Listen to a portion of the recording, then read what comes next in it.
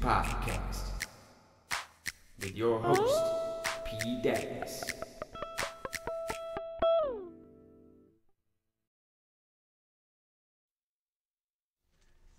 Welcome to the Piece of Music Podcast.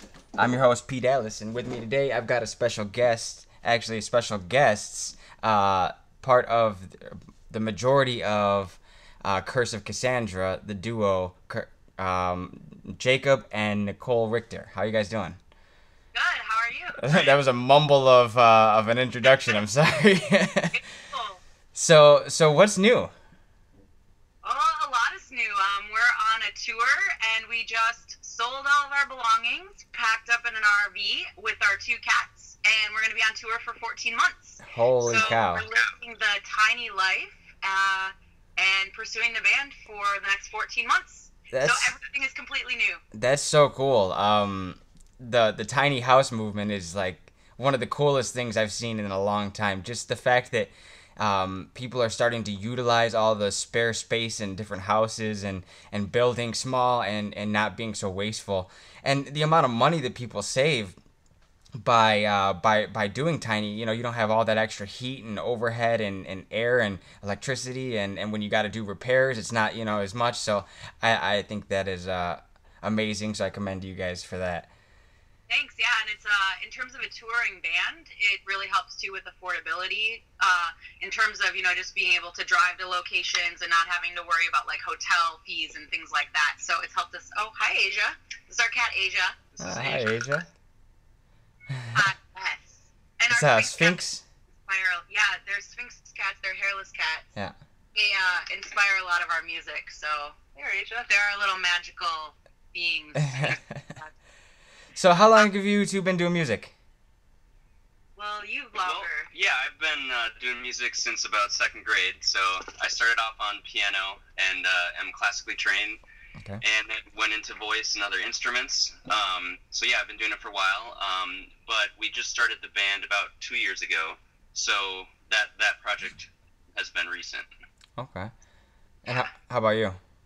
Well, I grew up playing clarinet and things like that, but I didn't really start pursuing music till about 2 years ago. I was more doing kind of the business side of things and the art side of things, but not playing. So I started performing live about 2 years ago. Okay. And that's when you first got started playing together then? Yeah. Yeah, it's interesting. We've been together a while, but we had not collaborated artistically. So we were both kind of doing our own things. And then recently with the band, I started writing some music, and she was singing. And then we both started singing, and then the electronic project kind of came to life. And so we've accomplished 2 albums and an EP already together. So that's been just a really great adventure. Yeah, that's really cool. So what are some places that you guys plan on stopping on the tour? Well, so far we've been on the tour since May 21st, which is when we released the album. So we started in Ohio. We've gone through Kentucky and Pennsylvania, and now we're going to go through Wisconsin, Minnesota, and then we're going to go east. We're going to go west. We're going to go west to Oregon, Washington. We're going to go down the West Coast.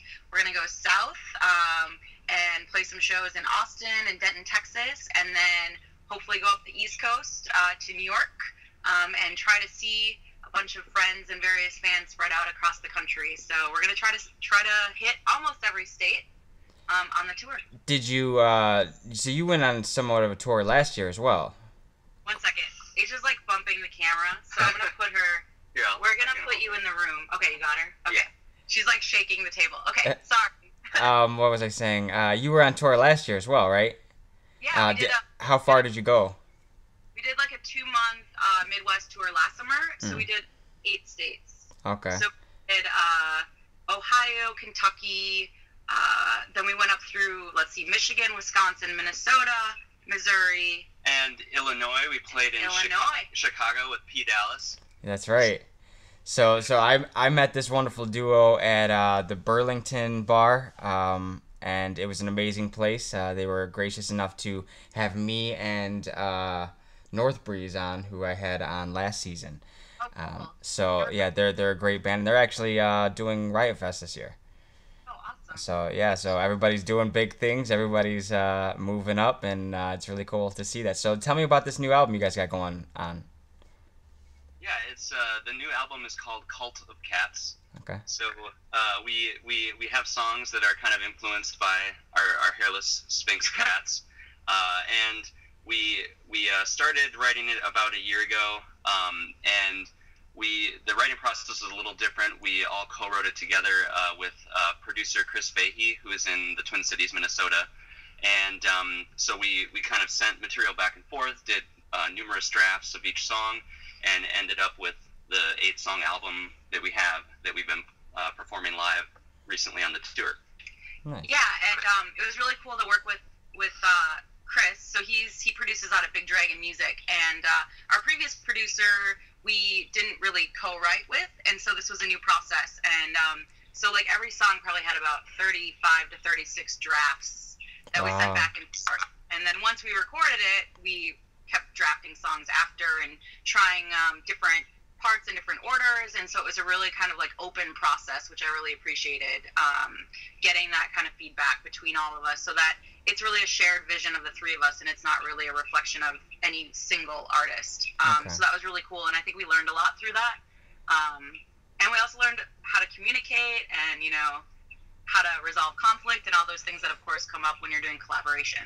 So beyond sorry, go ahead, Jacob. I didn't mean to cut you. I was just going to mention the Cult of Cats name we kind of settled on because we like the idea that cats are really independent, and so it's kind of, it doesn't make sense that they would be in a cult, because they're not going to be controlled. They're not going to be controlled, and they won't listen to anyone, so... And that's kind of how we think about our band. Like a lot of our audience are people like from alternative subcultures, or they're black sheep in a way, and so we really identify with that. So it's like a group of people that are all really free-thinking, independent-minded people, and that's also some of the inspiration for the album. So there's some like themes about equality, like queer identity, witch revolution. So like the idea of bringing witches together and freaks together to revolt against the morals of traditional society. So about overthrowing conservative ideas. Okay. Well, thank you guys for tuning into the live portion of this Spreaker broadcast. Do you guys have a show coming up you want to promote before we end this live portion? Yeah, we have a show in Mansfield, Ohio on Wednesday with the Village Druids, which are a really cool band, and out of Mansfield that we played with before. And then we'll be back in Dayton next Friday at Blind Bob's Bar for the Cult of Cats tour. Okay. And we'll be playing with a couple of cool bands there too from Columbus and Dayton. And then just check us out. We're going to be hitting every city, so just go to curseofcassandra.com, and all of our tour dates are there, and you can see some live videos, and you can stream the new album. Awesome. Well, you heard it first here at the Piece of Music Podcast. This has been Season 3, Episode 1, the live portion. Check out more at youtube.com/PeaceSum.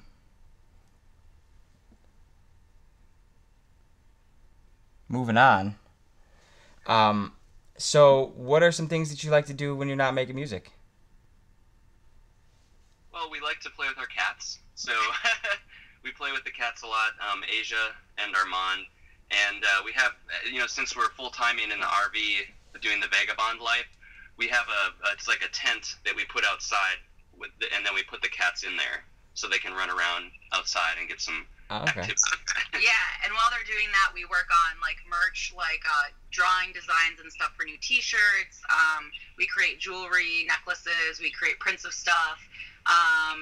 And then we also do like a lot of the social networking when we're on the road, because the cats like to jump on keyboards. So when they're in the tent, then we can post online, post videos, interact with our audience, and we're gonna try to start blogging like on a regular basis about our travels in the RV life. That should be kind of cool. Which is related to the band, but also kind of a hobby in terms of like what it's like to live the tiny life, things that we run into, issues that arise on the road and stuff, and then try to put out there like how we learned about how to resolve those things so that other people who might want to do the same thing can use that as information. So, what are some things that you've maybe run across so far that you would like to talk about?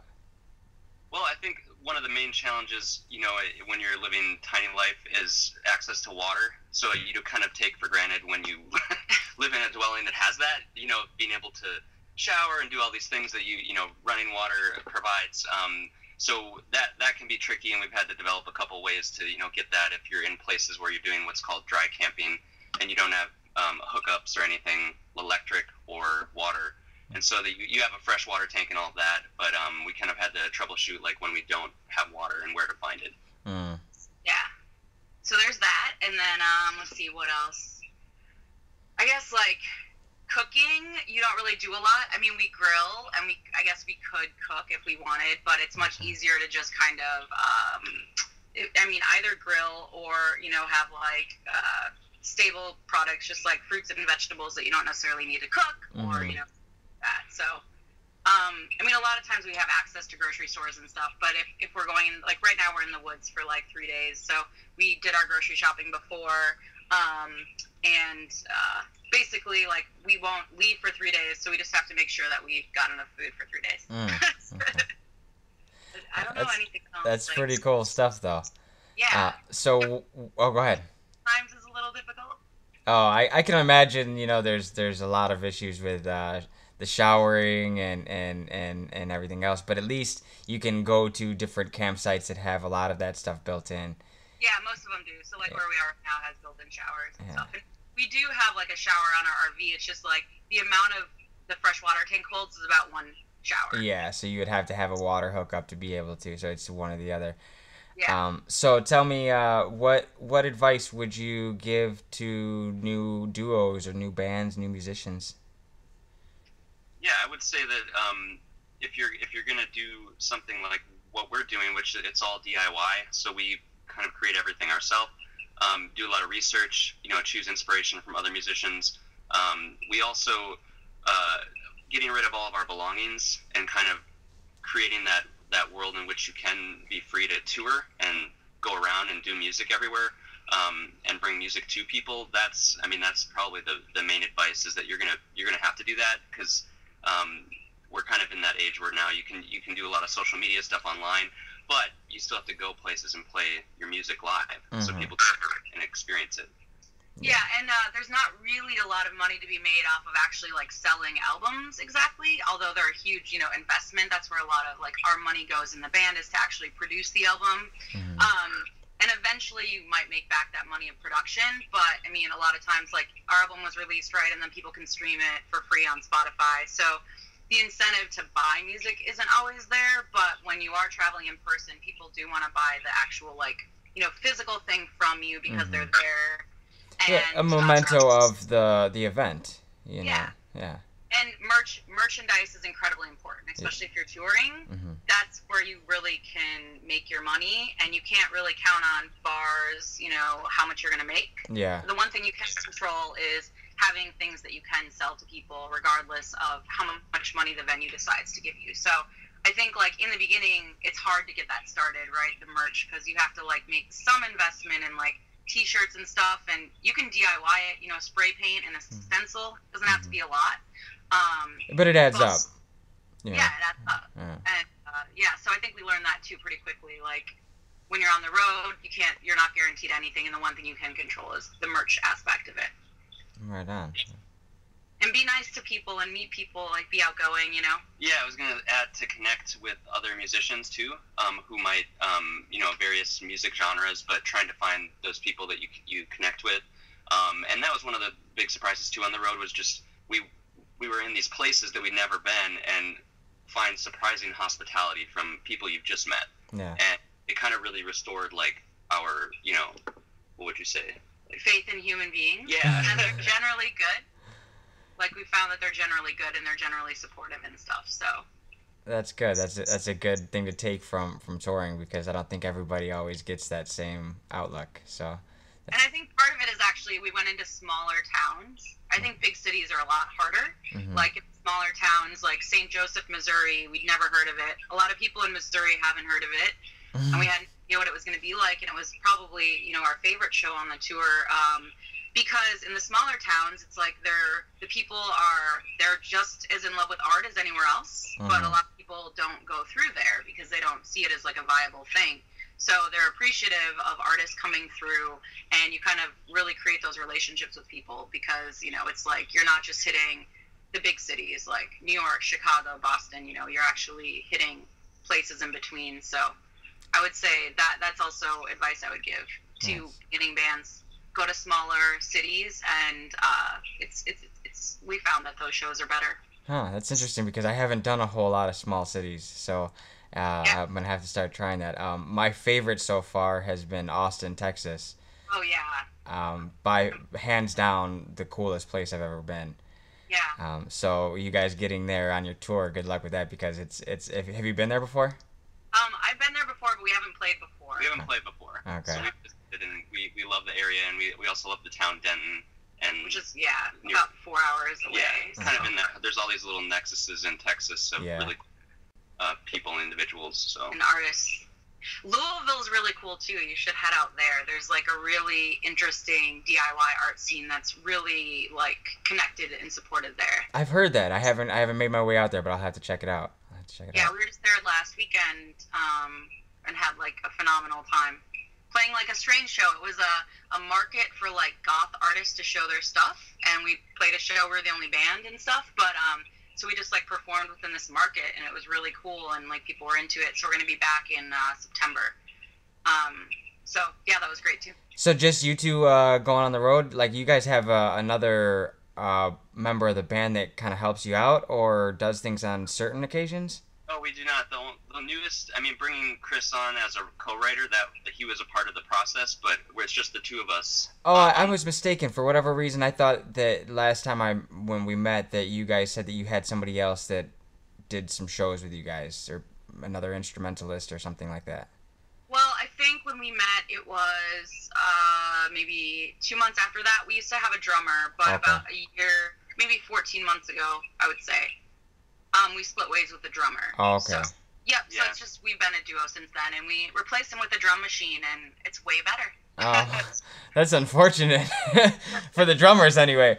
But no, drum machines are good because you can program things, exactly how you want them, and there's never any change, and it is what it is. You do all the changes, and you don't have to worry about somebody changing the day of, and maybe throwing things off or whatever.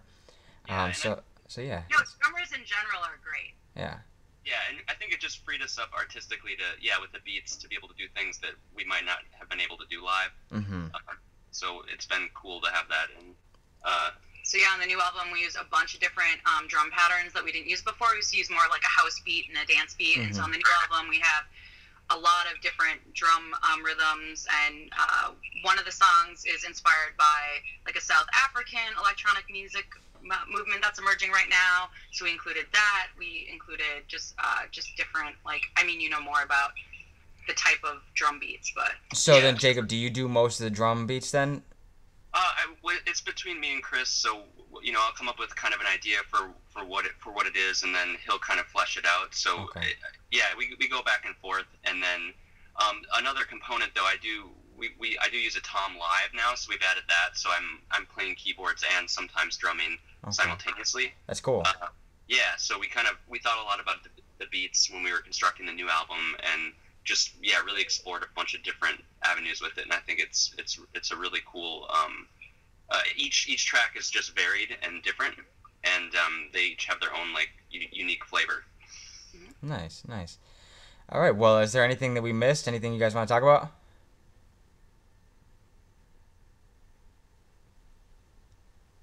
Chirp, chirp, chirp. I guess just that we're promoting this new album, Cult of Cats. So if you go to curseofcassandra.com, you can get it there. And we just look forward to meeting more people out there. And we hope to meet some people on our tour. And if you come across us, like, just say hi, and hopefully we'll have some spontaneous, fun times on the road. And if you want to meet the cats in the RV, you can come inside and meet the hairless cats. That's super cool. When are you going to be in Chicago? I don't know when we're going to be in Chicago yet. Yeah, I don't think I think September. So we're basically, we have shows through November, but like we're still micromanaging all the in-between dates for September. So maybe September. Wait. Reggie's is September, October 5th. No, August 5th. Yeah, August 5th. August 5th, we're going to be at Reggie's. Okay, Reggie's Rock Club. That's on the south side, right? What's that? Have you been there? You know I've been close. I have not actually been in. I've been there for a drink, but I've never actually been there to watch a band. Okay. So, but I've heard very good things. So you should have a blast there. Okay, cool. Yeah, the booker reached out to us, and we were trying to figure out dates, and I think we settled on August 5th, which might still be somewhat tentative, but hopefully it'll be confirmed by the time this airs. Yeah. All right. Well, thank you guys so much for being on season 3, episode 1. Enjoy summer. The first day of summer is here upon us, so enjoy your tour, and good luck with everything. Thanks for having us. All right. Yeah. See ya. Yeah. Click like, follow, and subscribe to my sites such as twitter.com/PeaceSumMusic, facebook.com/PDallasMusic, facebook.com/PeaceSum, youtube.com/PeaceSum, soundcloud.com/PeaceSum, and at PeaceSum on Instagram. Also, make sure you don't miss a beat with the PeaceSum newsletter. Sign up at PeaceSum.com. Just click sign me up and fill out the required red star boxes. Then once a month or so, I'll send you out an email with a link to the newsletter packed with current and upcoming related goodness.